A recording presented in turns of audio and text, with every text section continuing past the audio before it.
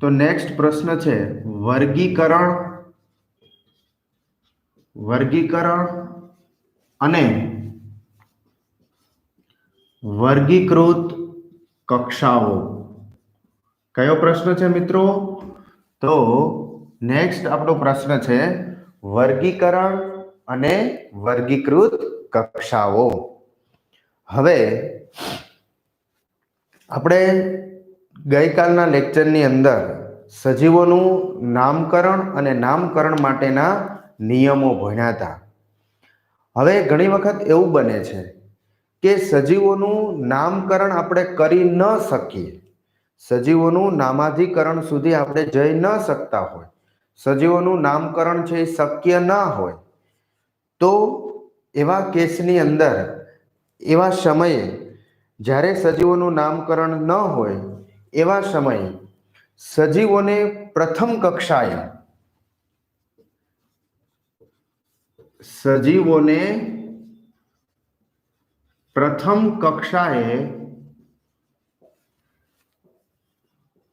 અર્થકારક જૂથ વહેંચણી કરવામાં આવે છે. શું કરવામાં આવે છે? અર્થકારક જૂથ વહેંચણી કરવામાં આવે છે. જ્યારે શું હોય, સજીવો છે, સજીવોનું નામાધિકરણ શક્ય ના હોય એવા સમયે સજીવોનું એક અર્થકારક જૂથ વહેંચણી કરવામાં આવે છે. સજીવો જે હોય એ સજીવોનું સમાન લક્ષણો ધરાવતા હોય, એ સમાન લક્ષણો ધરાવતા સજીવોના જૂથ તૈયાર કરવામાં આવે છે. આવા જે સજીવોના જૂથ છે એ સજીવોના જૂથ કયા કયા હોઈ શકે?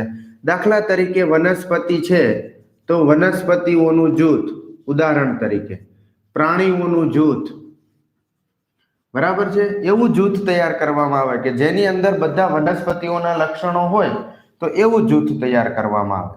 વનસ્પતિઓ છે, પ્રાણીઓ છે, ત્યાર પછી કૂતરું છે, બિલાડી છે, સાપ છે, આવી રીતે સજીવોની જે છે એ જૂથ બનાવી અને સુલભ કક્ષાઓ પાડી દેવામાં આવે. શું પાડી દેવામાં આવે મિત્રો? સુલભ કક્ષાઓ પાડી દેવામાં આવે. એટલે કે સજીવો જે છે એ સજીવોનું સમાન લાક્ષણિકતા ધરાવતા જે સજીવો હોય એ સમાન લાક્ષણિકતા ધરાવતા સજીવોનું એક જૂથ તૈયાર કરી દેવામાં આવે છે. સમાન લાક્ષણિકતા ધરાવતા સજીવોનું એક કક્ષાઓ પાડી દેવામાં આવે છે. એટલે મિત્રો આવી રીતે લાક્ષણિકતાઓને આધારે, વ્યાખ્યા મારી યાદ રાખજો, લાક્ષણિકતાઓને આધારે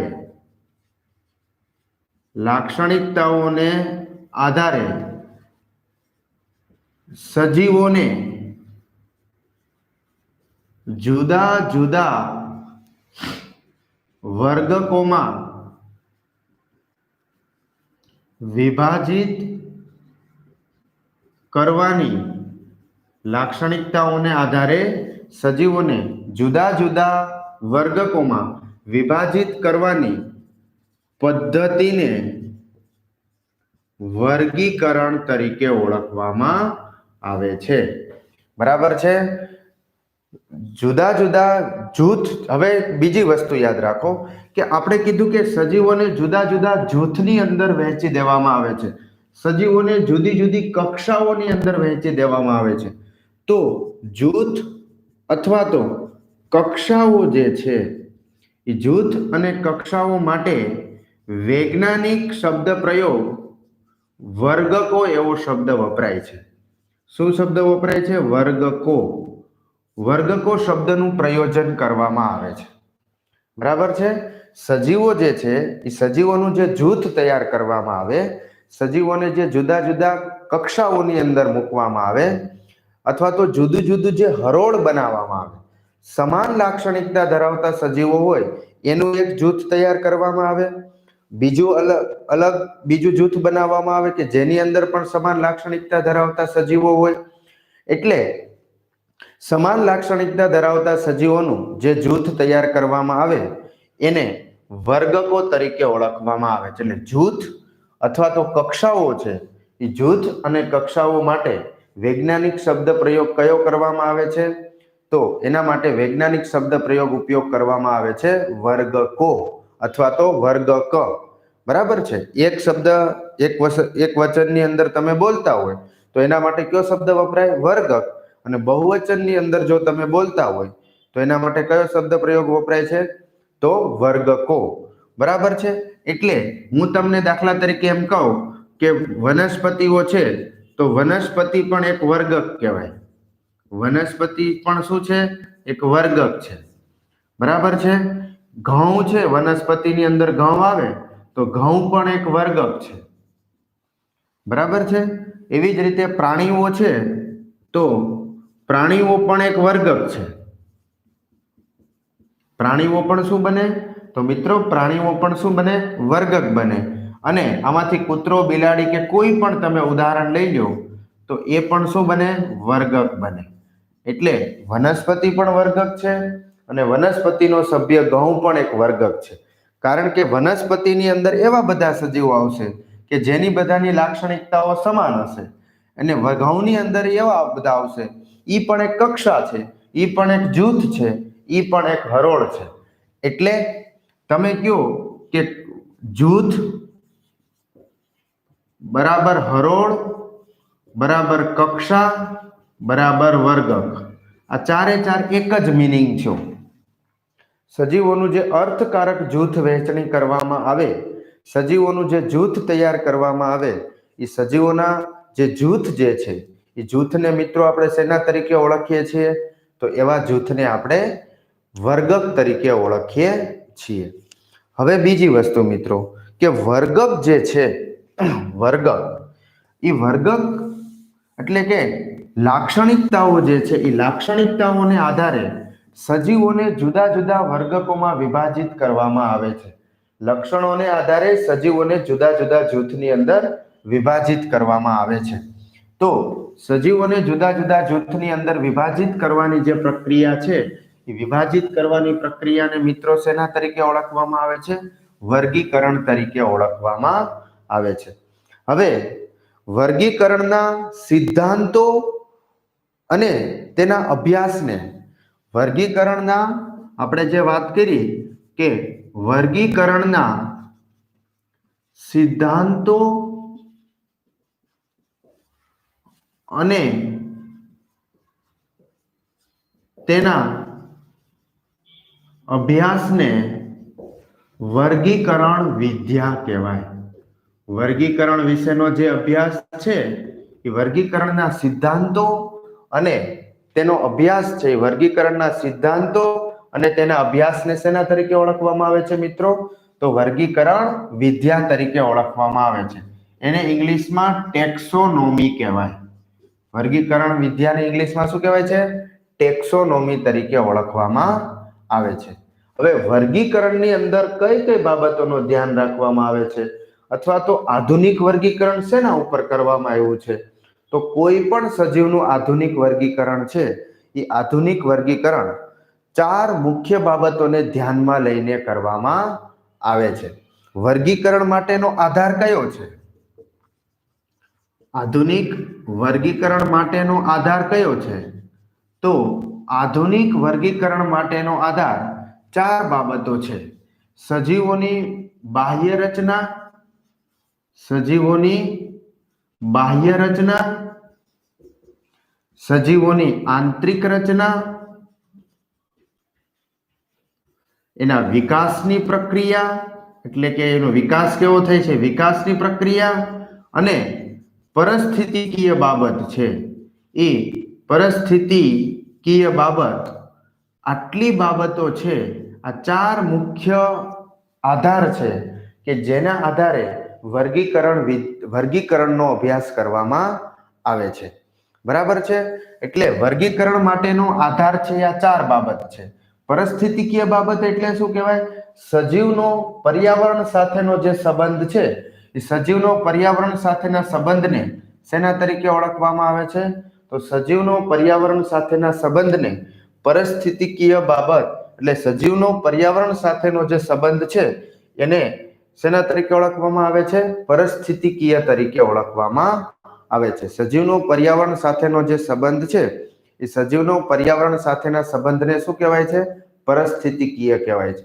તો વર્ગીકરણની અંદર આ ચાર બાબતોને ધ્યાનમાં લેવામાં આવે છે. સજીવોની બાહ્ય રચના, આંતરિક રચના, વિકાસની પ્રક્રિયા અને પરિસ્થિતિકીય બાબત છે. આ ચાર બાબતોને આધારે વર્ગીકરણ કરવામાં આવે છે. અને મિત્રો, વર્ગીકરણ વિદ્યાનો આધાર કયો છે? વર્ગીકરણ વિદ્યાનો આધાર કયો છે? તો વર્ગીકરણ વિદ્યા માટેના પણ ચાર આધારો છે. વર્ગીકરણ વિદ્યાનો અભ્યાસ પણ ચાર બાબતોને આધારે થાય છે. કઈ કઈ બાબતો છે? તો સૌથી પહેલું લક્ષણીકરણ, બરાબર છે? લક્ષણીકરણ, પછી વર્ગીકરણ, પછી નામકરણ અને ચોથું ઓળખ વિધિ. લક્ષણીકરણ, વર્ગીકરણ, નામકરણ અને ઓળખ વિધિ, આ ચાર બાબતો છે. એ ચાર બાબતો શેના માટે છે? તો વર્ગીકરણ વિદ્યા માટેનો આધાર છે. વર્ગીકરણ વિદ્યા માટેનો આધાર કયો છે?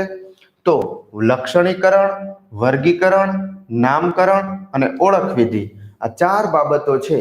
એ ચાર બાબતો વર્ગીકરણ વિદ્યા માટેનો આધાર છે. વર્ગીકરણ વિદ્યા માટેનો આધાર કયો છે? તો એ આ ચાર બાબતોને આધારે છે. હવે વર્ગીકરણ જે છે એ વર્ગીકરણની અંદર જે સજીવો છે એ સજીવોનું વર્ગીકરણ એ સજીવોનું જે જૂનું વર્ગીકરણ છે અથવા તો વનસ્પતિનું જે વર્ગીકરણ છે એ સજીવોનું અથવા તો વનસ્પતિઓનું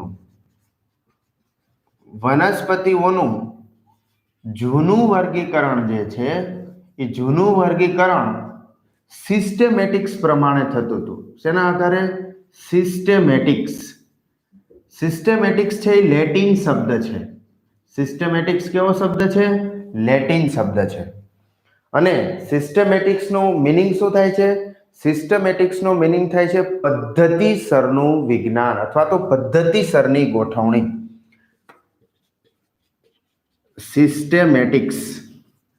સિસ્ટેમેટિક્સનો મિનિંગ શું થાય છે મિત્રો?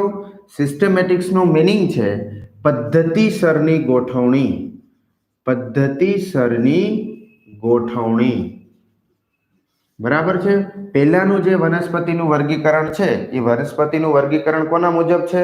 તો પહેલાનું વનસ્પતિનું વર્ગીકરણ છે એ પદ્ધતિસરની ગોઠવણી છે. અને આ વર્ગીકરણ છે એ વર્ગીકરણ કોને આપ્યું છે?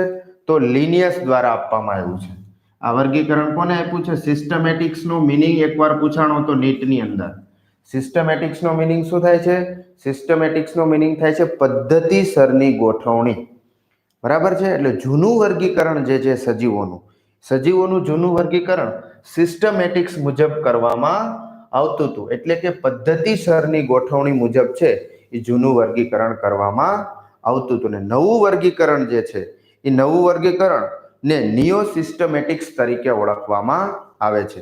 નવું જે વર્ગીકરણ છે સજીવોનું નવું વર્ગીકરણને નિયો સિસ્ટમેટિક્સ તરીકે ઓળખવામાં આવે છે. શેના તરીકે ઓળખવામાં આવે છે? નિયો સિસ્ટમેટિક્સ.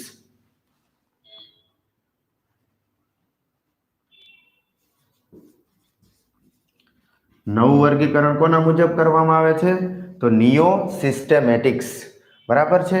સર જુલિયન હક્સલી નામના સાયન્ટિસ્ટ છે. સર જુલિયન હક્સલી દ્વારા કયું વર્ગીકરણ કરવામાં આવ્યું છે? તો નવું વર્ગીકરણ આપવામાં આવ્યું છે. કોણે આપ્યું છે? નિયો સિસ્ટમેટિક્સ વર્ગીકરણ કોણે આપ્યું છે? તો સર જુલિયન હક્સલી જે છે સર જુલિયન હક્સલી દ્વારા એ નવું વર્ગીકરણ આપવામાં આવેલું છે. ચાલો, આટલી વસ્તુ ખબર પડી મિત્રો કે પહેલાનું જે વર્ગીકરણ છે એ પહેલાનું વર્ગીકરણ એ કોના દ્વારા આપવામાં આવ્યું હતું? તો કેરોલસ લિનિયસ દ્વારા આપવામાં આવ્યું હતું, બરાબર છે? અને એ કેના મુજબ આપવામાં આવ્યું હતું? તો સિસ્ટમેટિક્સનો મિનિંગ શું થાય છે? પદ્ધતિસરની ગોઠવણી અથવા તો વ્યવસ્થિત ગોઠવણી. એ કોને આપ્યું હતું? તો કેરોલસ લિનિયસ દ્વારા આપવામાં આવ્યું હતું. અને નવું વર્ગીકરણ જે છે એ નવું વર્ગીકરણ કયું છે? તો નિયો સિસ્ટમેટિક્સ છે. અને નિયો સિસ્ટમેટિક્સ વર્ગીકરણ કોણે આપ્યું છે? તો સર જુલિયન હક્સલી જે છે સર જુલિયન હક્સલીએ શું આપ્યું છે? નવું વર્ગીકરણ આપેલું છે. બરાબર છે. હવે વર્ગીકરણ વિદ્યા જે છે એ વર્ગીકરણ વિદ્યાના મુખ્ય 4 પ્રકારો છે. વર્ગીકરણ વિદ્યા જે છે એ વર્ગીકરણ વિદ્યાના કેટલા પ્રકારો છે મિત્રો? તો વર્ગીકરણ વિદ્યાના 4 પ્રકારો છે.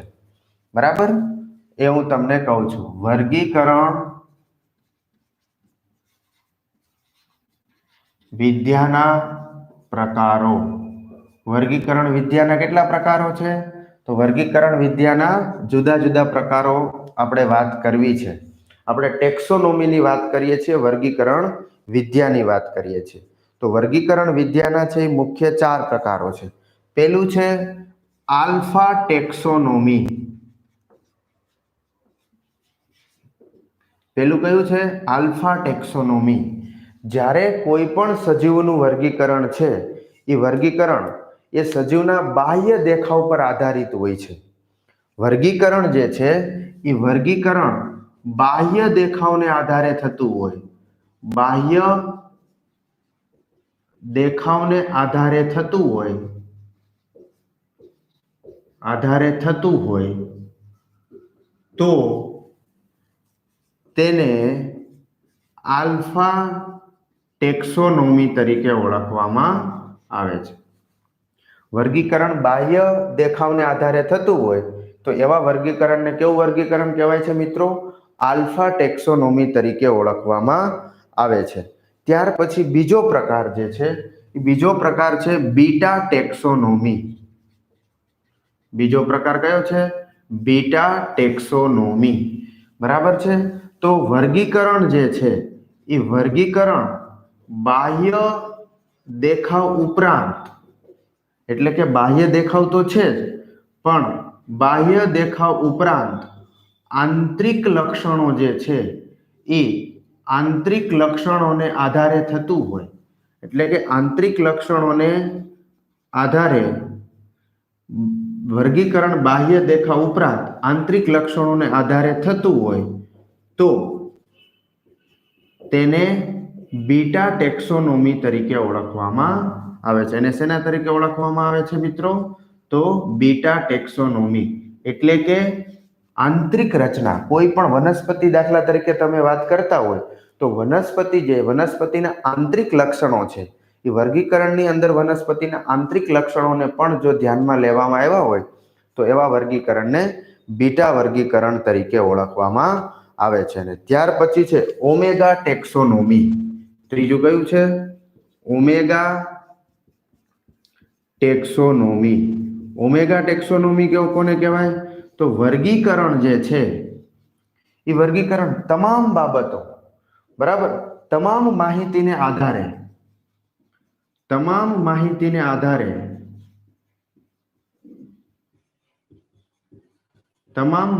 આધારે જો સજીવોને વર્ગીકૃત કરવામાં આવે, તમામ માહિતીને આધારે સજીવોને વર્ગીકૃત કરવામાં આવે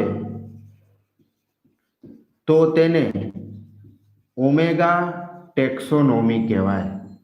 એને શું કહેવાય?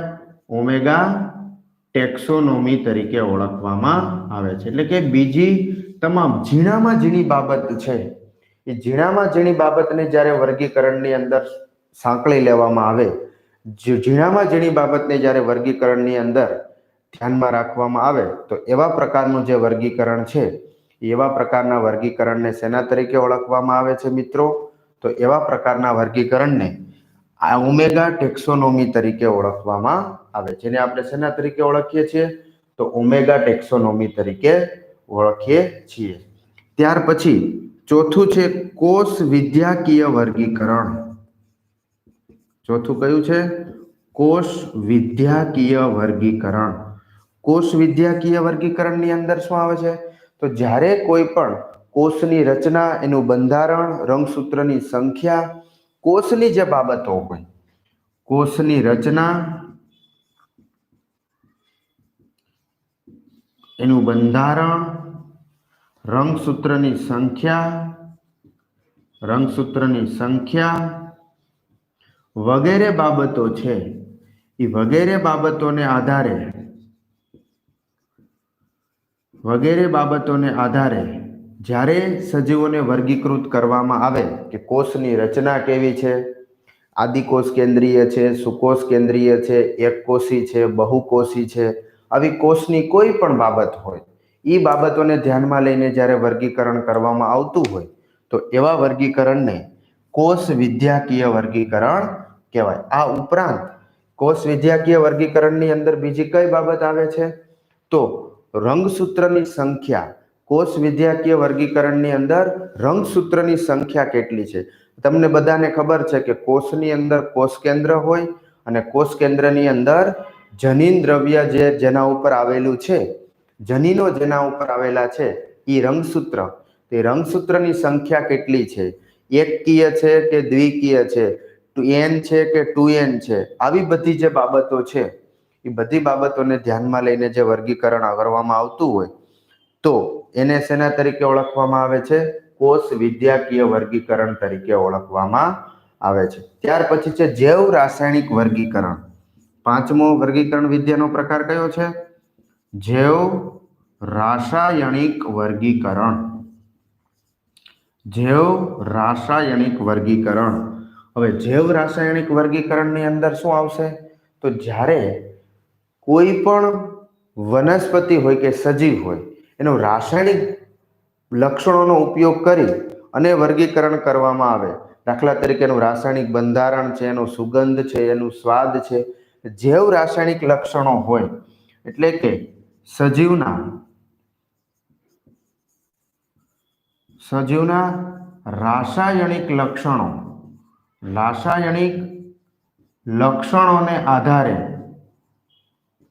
રાસાયણિક લક્ષણોને આધારે સજીવો જે છે એ સજીવોને વર્ગીકૃત કરવામાં આવે.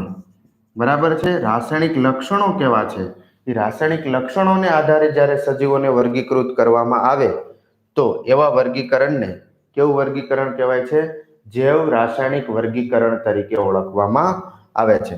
દાખલા તરીકે એનું રાસાયણિક બંધારણ,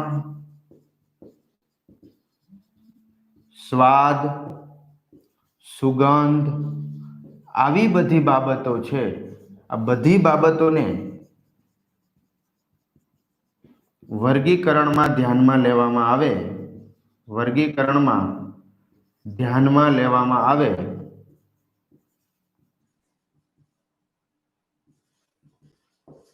તો તેને શેના તરીકે ઓળખવામાં આવે છે, જૈવ રાસાયણિક વર્ગીકરણ તરીકે ઓળખવામાં આવે છે.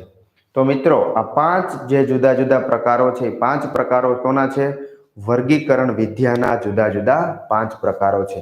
આલ્ફા ટેક્સોનોમી, વર્ગીકરણ બાહ્ય દેખાવને આધારે થતું હોય તો આલ્ફા ટેક્સોનોમી.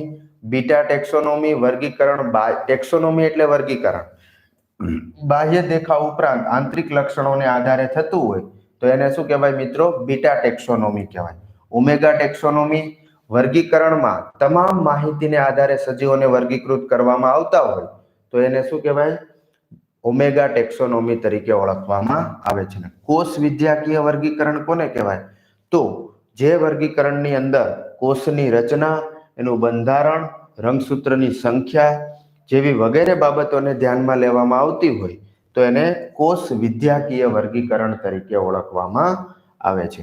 અને જૈવ રાસાયણિક વર્ગીકરણ કોને કહેવાય તો સજીવના રાસાયણિક લક્ષણોને આધારે, સજીવોના રાસાયણિક લક્ષણો છે એ રાસાયણિક લક્ષણોને આધારે સજીવોને વર્ગીકૃત કરવાની જે પ્રક્રિયા છે એને જૈવ રાસાયણિક વર્ગીકરણ તરીકે ઓળખવામાં આવે છે. દાખલા તરીકે એનું રાસાયણિક બંધારણ શું છે, સ્વાદ શું છે, સુગંધ શું છે, આ બધી બાબતોને વર્ગીકરણમાં ધ્યાનમાં લેવામાં આવતી હોય તો એવા વર્ગીકરણને જૈવ રાસાયણિક વર્ગીકરણ તરીકે ઓળખવામાં આવે છે.